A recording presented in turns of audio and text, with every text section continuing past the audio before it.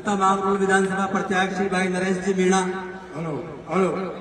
एक शेर जो मुझे याद आ रहा है इस शख्स के लिए, हजारों साल नरगिस अपनी बेनूरी पे रोती है, हजारों साल में होता है एक सीधा वाले यार पैदा। भाई नरेश जी मीणा, मैं उनसे गुजारिश करूंगा कि वो मांगरोल की आवाम को संबोधित करें।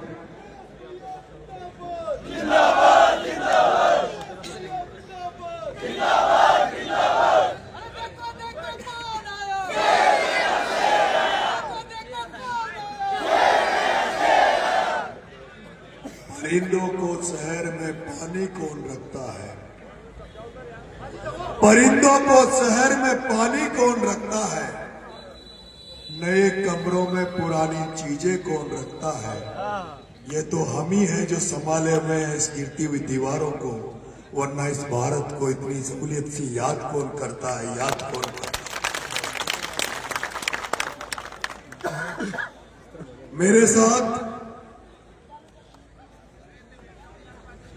23 साल के बच्चे भगत सिंह ने, जिसने नारा दिया था हिंदू मुस्लिम सिख ईसाई,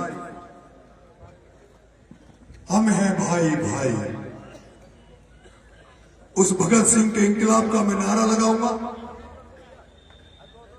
यहां इस करबला मैदान में मौजूद जो भी उस 23 साल के बेटे भगत सिंह की कुर्बानी को याद करता है, जिसने इस देश की आजादी के लिए हंसते हंसते अपने आप को फांसी पर चढ़ा दिया था, उस भगत सिंह को पसंद करने वाले लोग मेरे इंकलाब के नारे के साथ हाथ खड़ा करके जिंदाबाद का नारा लगाएंगे। इंकलाब जिंदाबाद, इंकलाब जिंदाबाद, इंकलाब जिंदाबाद।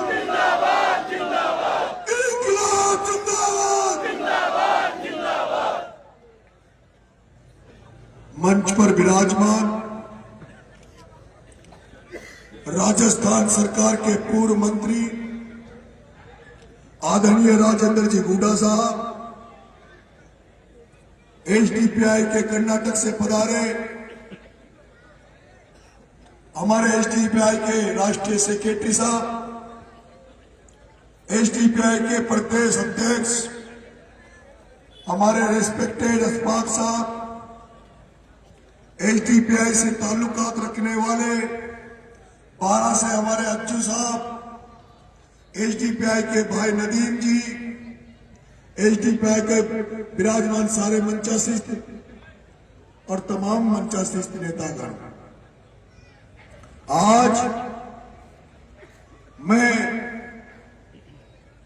आपके सामने भारतीय जनता पार्टी से लड़ रहे 2 प्रत्याशियों के खिलाफ निर्दलीय के रूप में समर्थन मांगने आया हूं। आपकी दुआओं की दरकार रखता हूं, जरूरत महसूस करता हूं।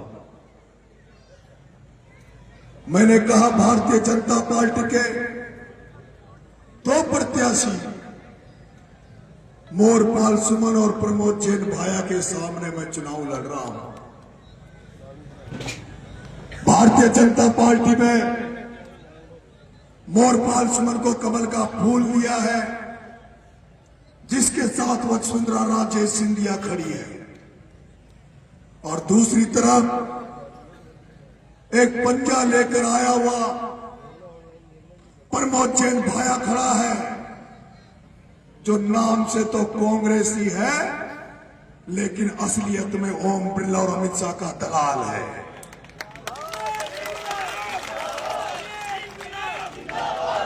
जो ओम बिरला और अमित शाह का दलाल हो,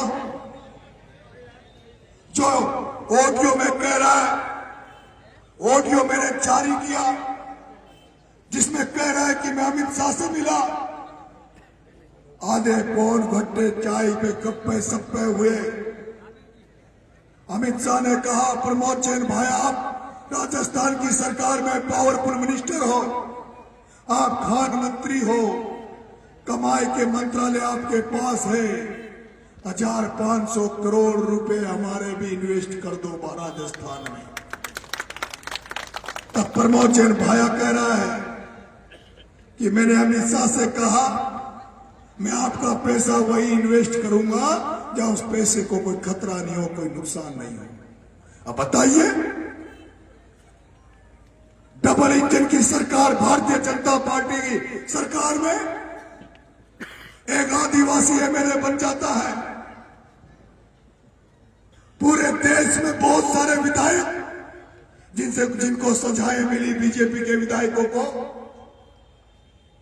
उन विधायकों को किसी को भी जेल नहीं जाना पड़ा, किसी को भी विधायकी नहीं खोनी पड़ी। लेकिन इस अंता की धरती पर एक आदिवासी व्यक्ति जिसने गलती करी कि ऐसी पार्टी का दामन थाम लिया जो दलित आदिवासी माइनॉरिटी को देखना पसंद नहीं करती थी। उस पार्टी का दामन थाम कर उसने 2 बार चुनाव लड़ लिया, यहां से एमएलए बन गया। लेकिन उसको पता नहीं था कि संकट में आने के बाद ये लोग हमें उस तरह से फेंक देते हैं जैसे दूध में से मक्खी को निकाल कर फेंक देते हैं।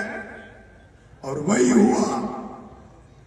अंता की जनता ने 5 साल के लिए जिस कंवरलाल मीणा को उस राक्षस प्रमोद चंद भाया के खिलाफ चुना था, डबल इंजन की सरकार भारतीय जनता पार्टी की सरकार ने उस आदिवासी कंवरलाल मीणा को जेल की सलाखों के पीछे डाल दिया। उसकी विधायकी को कहा गया क्योंकि वो आदिवासी था। और दूसरी तरफ वो प्रमोद जैन भाया जिस पर 8 मुकदमे लग गए, उसके साथियों के साथ 18 मुकदमे लग गए। उस प्रमोद जैन भाया खुला घूम रहा है देश में। नरेंद्र मोदी, अमित शाह की ईडी सीबीआई केजरीवाल के घर जा सकती है, हेमंत सोरेन के घर जा सकती है, ममता बनर्जी के घर जा सकती है, लालू यादव के बुढ़ापे में 77 साल की उम्र में उसके घर जाकर उसको जेल यात्रा करा सकती है। राजस्थान में कांग्रेस के नेता प्रताप सिंह खाचरियावास के घर जा सकती है। तो उस अमित शाह, नरेंद्र मोदी की ईडी सीबीआई राजस्थान के सबसे भ्रष्ट मंत्री प्रमोद जैन भाया के घर क्यों नहीं आई? ये सवाल मैं तुमसे पूछ रहा हूं मुसलमानों, जो तुम कांग्रेस के नाम पर उस बिरला के दलाल को वोट देते हो।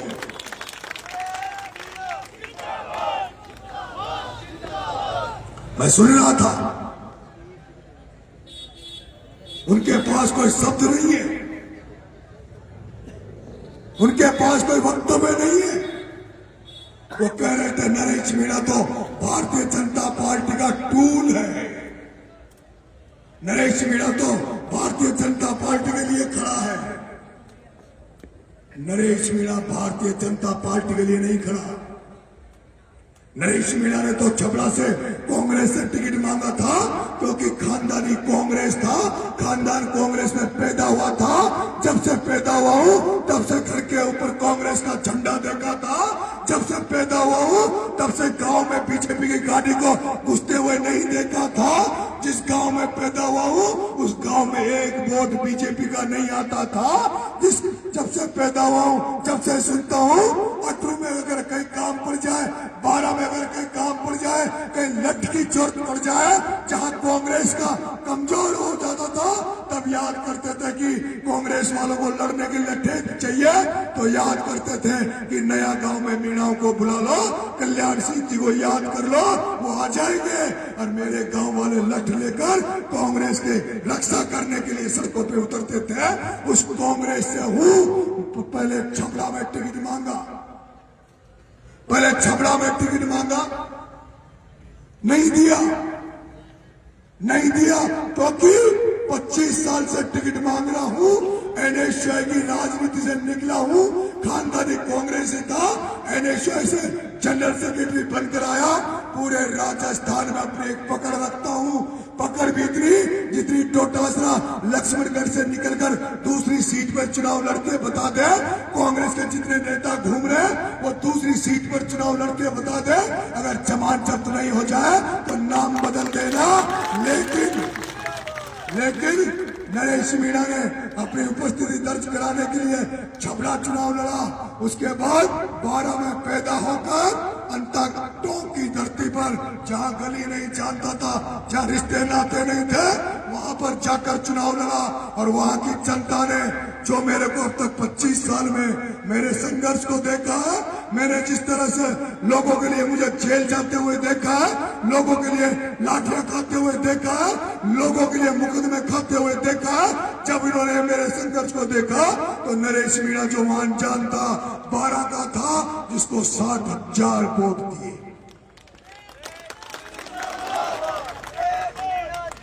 और जब मैं खड़ा हो गया,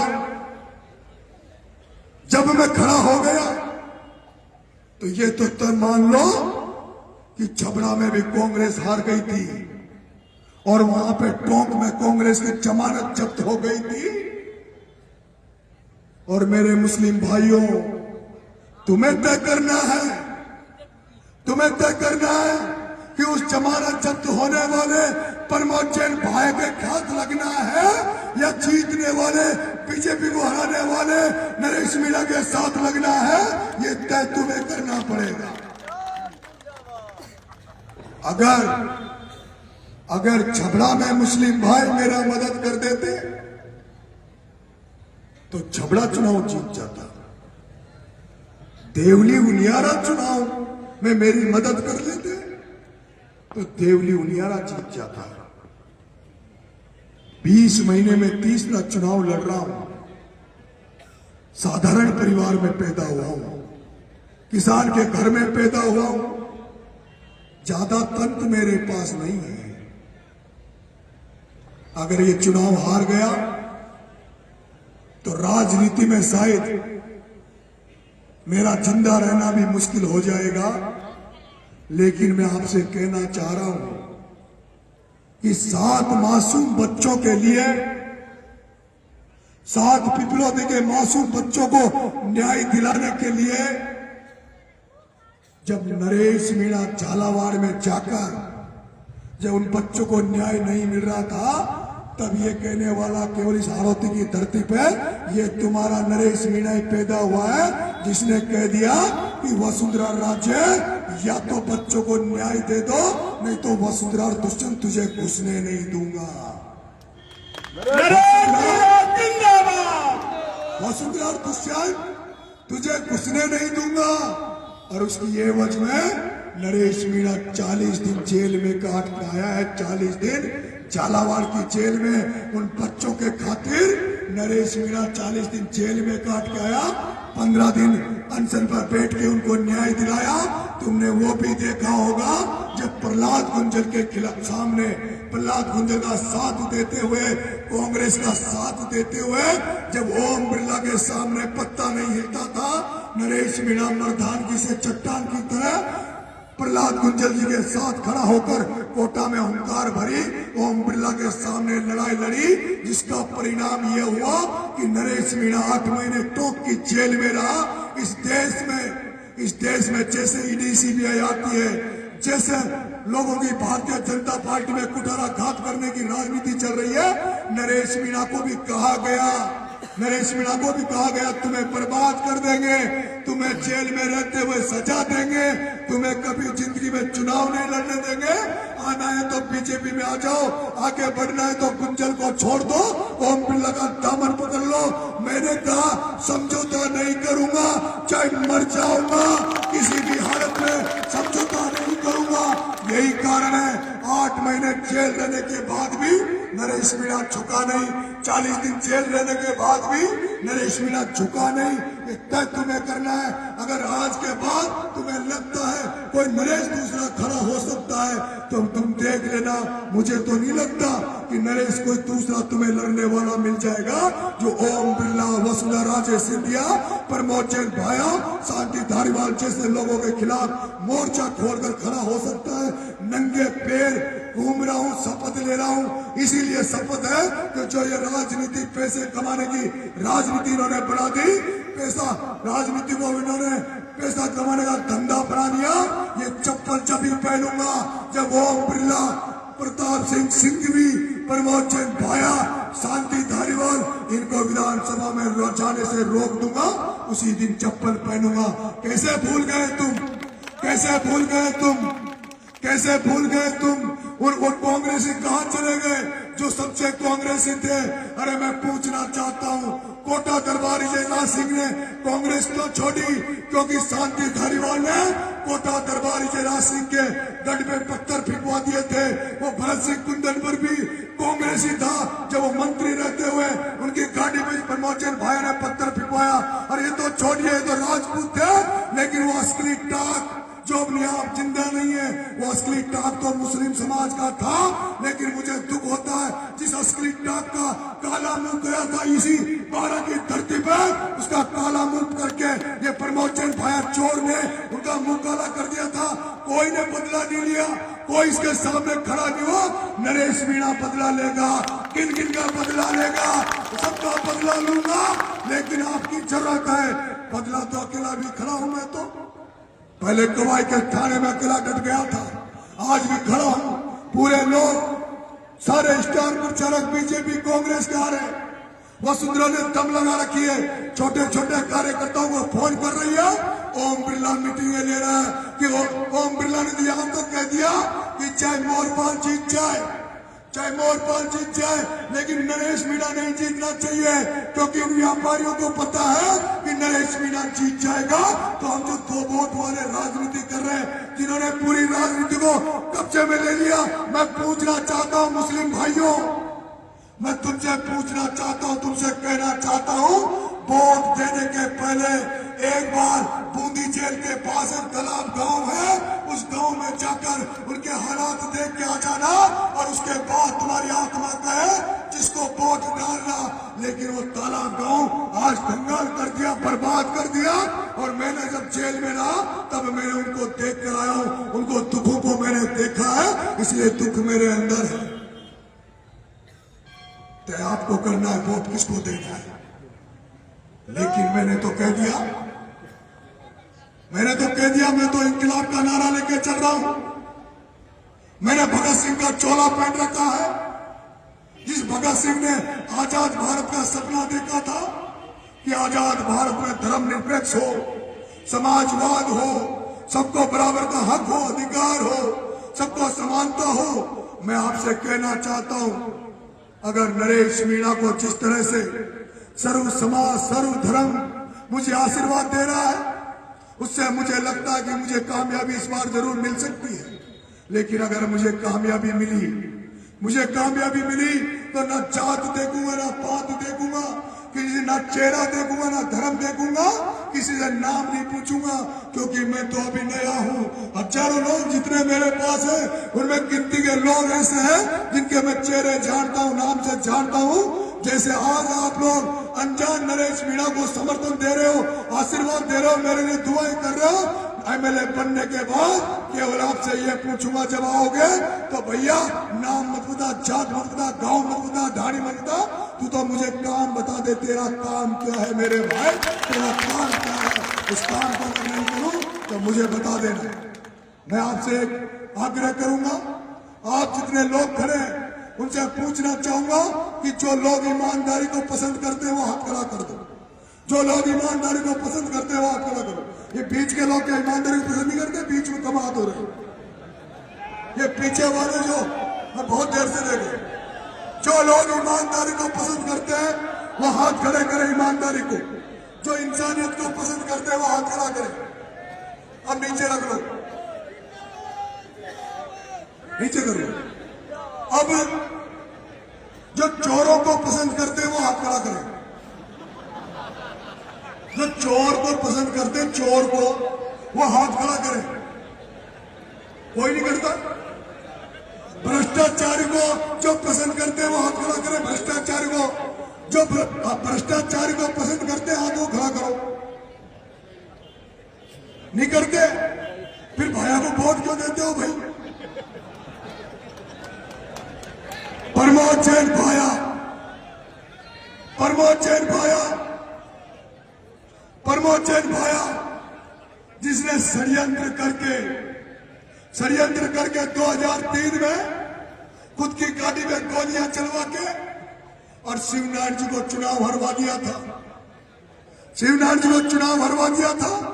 वो प्रमोद जैन भाया जब 2008 में दोबारा एमएलए बना, 2008 में दोबारा एमएलए बना, पीडब्ल्यूडी का मिनिस्टर बना और पीडब्ल्यूडी का मंत्री 2.5 साल रहा। 2.5 साल बाद के बाद कांग्रेस ने उसको इसलिए बर्खास्त कर दिया क्योंकि उस पर भ्रष्टाचार का आरोप लगा था, उसको भ्रष्टाचार का आरोप लगा था। लेकिन इस जनता की जनता ने जिसमें भ्रष्टाचार का आरोप लगे उसी प्रमोद जैन भाया को जनता की जनता ने 2018 में चुनाव जिता दिया, जिसका परिणाम यह हुआ कि उसने जब पीडब्ल्यूडी मंत्री रहा तब तो कम भ्रष्टाचार किया, लेकिन जब वो दोबारा 2018 में मंत्री बना तब तो उसने भ्रष्टाचार की अति कर दी। और आपको वो दिन भी याद होंगे जब कोरोना का समय चल रहा था, जब लोग 12 के हॉस्पिटल में इलाज कराने जाते थे तो 12 के हॉस्पिटल में ऑक्सीजन का सिलेंडर नहीं मिलता था, दवाइयां नहीं मिलती थी। वहां पूछते थे इलाज कहाँ मिलेगा, तो डॉक्टर कहते थे प्रिया हॉस्पिटल में चले जाओ, वहीं तो ऑक्सीजन का सिलेंडर मिलेगा, वहीं दवाइयां मिलेगी। जब वहां का मरीज जो वहां मरीज जाता था प्रिया हॉस्पिटल में, उस प्रिया हॉस्पिटल में कोई भी मरीज से 3 लाख के नीचे बिल नहीं काटा गया। और वो पता है वो जो कहता है वो प्रमोचन भाया वो तो धार्मिक छू, वो तो सामाजिक काम करूं छू। अरे मैं प्रमोचन भाया चोर तेरे से पूछना चाहता हूं, तू धार्मिक था तो कोरोना काल की उस बीमारी में जब लोग मर रहे थे, लोग मदद ढूंढ रहे थे, जब सरकारी हॉस्पिटल की तूने तेरी सारी सामग्री को तूने अपने हॉस्पिटल प्रिया हॉस्पिटल में लाकर रख दिया था और तू लोगों की मौतों के साथ खिलवाड़ कर रहा था और तूने 3-3 लाख के बिल बनाए थे, तो तेरी धार्मिकता सामाजिकता कहां चली गई थी प्रमोचन भाई? इसलिए जब मैंने हाथ खड़े करवाए तब एक भी आदमी ने चोर को पसंद नहीं किया, भ्रष्टाचारी को पसंद नहीं किया। मैं तो ये मानता हूं प्रमोद जैन भाया को जो वोट देगा वो भी बराबर का चोर है, वो भी बराबर का भ्रष्टाचारी है। प्रमोद जैन भाया को वही व्यक्ति वोट देगा जो प्रमोद जैन भाया के चोरी में और भ्रष्टाचार में शामिल होगा। जिसको मैं पसंद नहीं हूं, मेरी बातें अच्छी नहीं लग रही, मेरी बातों में सच्चाई नहीं लग रही, वो मुझे वोट मत देना। पर मैं आपसे निवेदन करूंगा उस सच्चे कांग्रेसी भरत सिंह कुंदनपुर की आत्मा कहीं जहां होगी देख रही होगी, उसको सच्ची श्रद्धांजलि, भरत सिंह जी को सच्ची श्रद्धांजलि यही रहेगी कि प्रमोद जैन भाया की जमानत जब्त करा दो। यही भरत सिंह जी कुंदनपुर साहब को अंतर्वासियों यह सच्ची श्रद्धांजलि होगी। बहुत बहुत धन्यवाद आपको। प्लीज मेरी मदद करना, आपसे हेल्प मांग रहा हूं, मेरी मदद करना। धन्यवाद।